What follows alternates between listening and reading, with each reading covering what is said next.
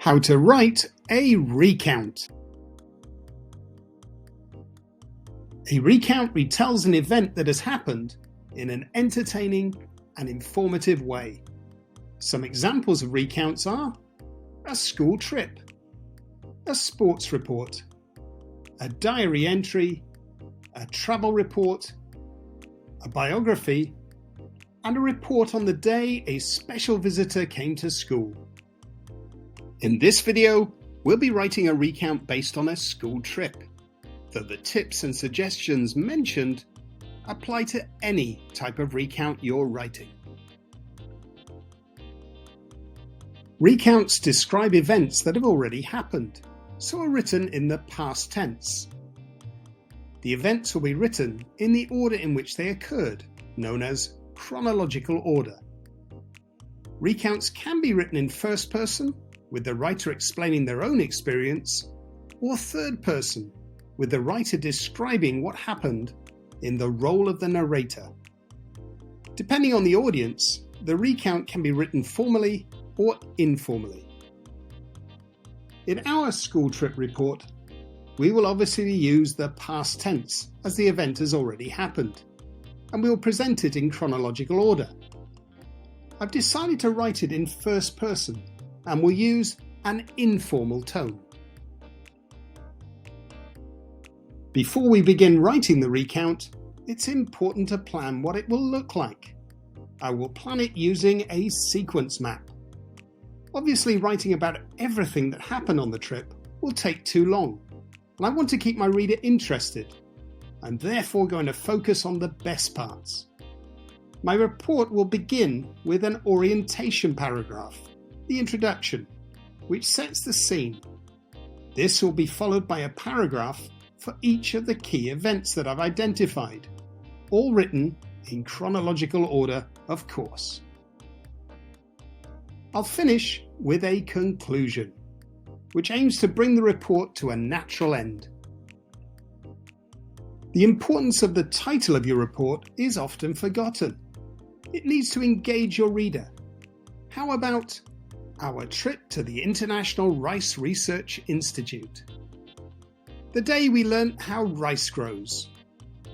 Mud, mud, glorious mud. Year 3's trip to plant rice. I think I'll use mud, mud, glorious mud. It sounds like a fun read. Let's begin by writing the orientation paragraph, the introduction. This needs to answer 4 main questions: who, what, where, and when. I woke up before my alarm and was changed and ready for school 20 minutes earlier than normal. When Dad joined me in the kitchen, he asked me why I was not wearing my school uniform, which made me smile.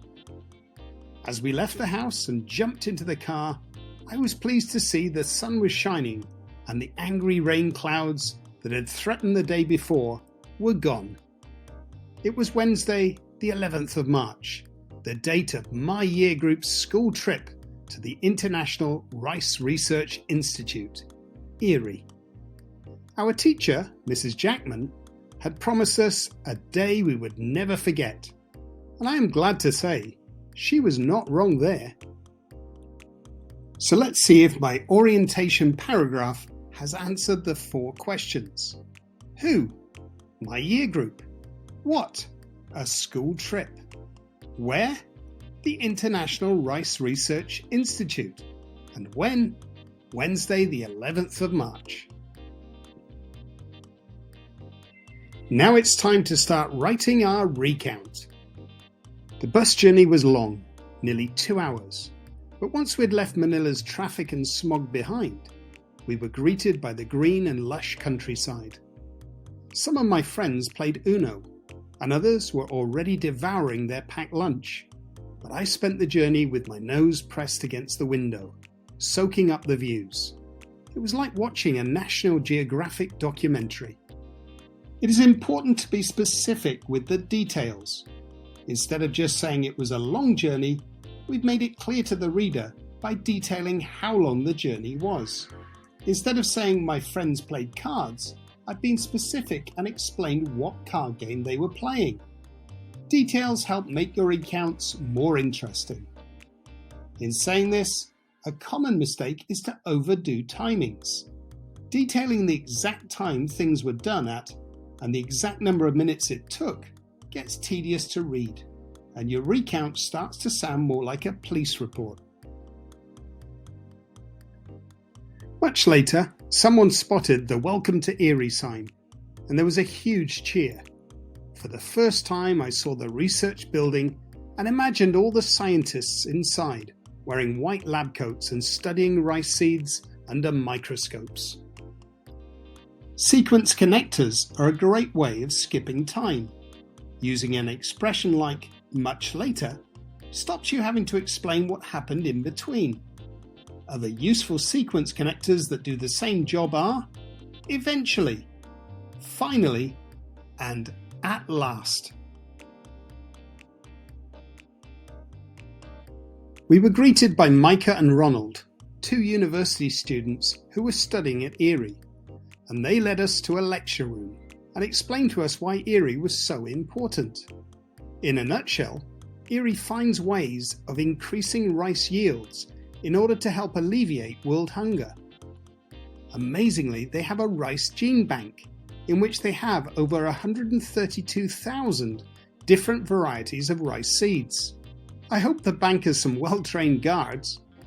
Brackets are useful to use when you need to add some extra information in order to help your reader understand things more clearly. Remember, they were not on the trip with you. After a short break for snacks, we climbed onto a trailer which was attached to a tractor and headed out to the rice fields. Some of the class were a bit worried about getting muddy, but I couldn't wait. We passed lots of different fields, each a mini science experiment in action. They were growing different types of rice plants in various different conditions. Some were being watered with salt water, and there was even a field full of air conditioning units, which replicated conditions in colder countries. Feelings are interesting to read about. It's great to read about what you've done, but even more interesting if you include how you felt about it at the time. Our planting experience began with ploughing the field. I partnered up with Eddie, and a local farmer showed us how to dig up the mud with a rotavator. The machine coughed like a motorbike and slipped through the mud easily. I had taken off my Crocs and left them by the tractor, and it was a lovely feeling squelching through the mud in bare feet. Someone before us, Olivia I think, had left her flip-flops on, and they had soon been swallowed by the mud monster. Mrs. Jackman had spent ages searching for them, but one flip-flop was never found. Sometimes we get so caught up in delivering the facts to the reader, we forget that we still need to describe these facts in an interesting way. Using figurative language, like similes, metaphors, and personification, will really help you to achieve this. Next, we had to go ploughing the field using a carabao. Eddie was really nervous getting into the field next to it, and I have to admit, I couldn't keep my eyes off its massive horns. We grabbed the plough, and the farmer yelped a word, which must have been carabao for go. We were both nearly pulled off our feet, and a giant clump of mud splattered me in the face. In the middle of the field, the carabao, who was named Chucky, suddenly stopped. A large poop dropped into the paddy field like a bomb, and both Eddie and I exploded into laughter. Humour is obviously entertaining, so, when appropriate, use it. Finally, it was time for rice seedling planting. We were given clumps of rice plants and were told to plant them in straight lines about a ruler length apart.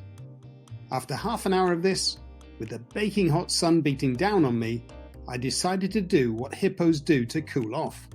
I sat down in the sticky mud and closed my eyes. It was strangely refreshing. Adjectives help give your reader that extra piece of information to enable them to really picture the scene.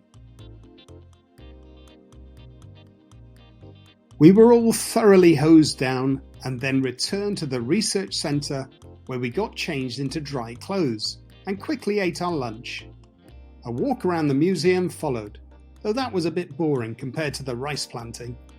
Much later, after a long sleep on the bus, we arrived back at school. Adverbs are also important to use.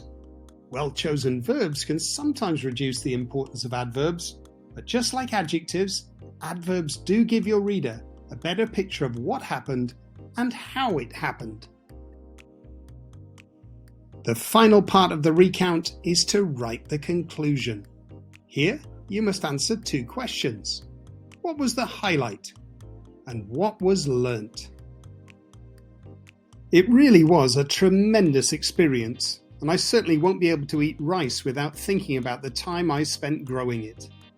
For me, the highlight of the trip was ploughing the field. We only did it for about 15 minutes, but our muscles were burning. Rice farmers must be very tough people. So let's see if we've answered the 2 questions. What was the highlight? Yes, that's been described. And what was learnt? Yes, that's been included too. Tips when writing recounts. Write in chronological order. Use the past tense. Have an engaging title. Begin your recount with an orientation paragraph. Be specific with the details. Use sequence connectors to skip time. Clarify details with brackets. Describe feelings. Use figurative language. When appropriate, entertain with humour. Include adjectives. Use adverbs. And finally, finish with a conclusion.